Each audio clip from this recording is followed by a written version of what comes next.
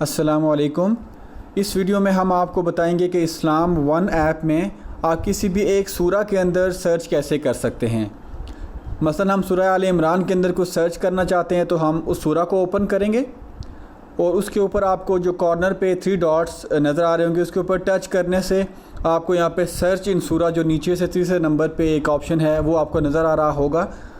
اس کے ٹچ کرنے سے آپ کو دوبارہ سرچ سکرین اوپن ہوگی، لیکن اس سکرین میں اور دوسری سرچ قرآن والی سکرین میں فرق یہ ہے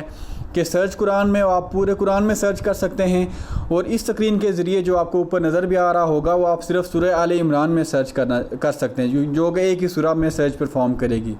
تو مثلا ہم اس میں زکریا کے لفظ کو تلاش کرتے ہیں۔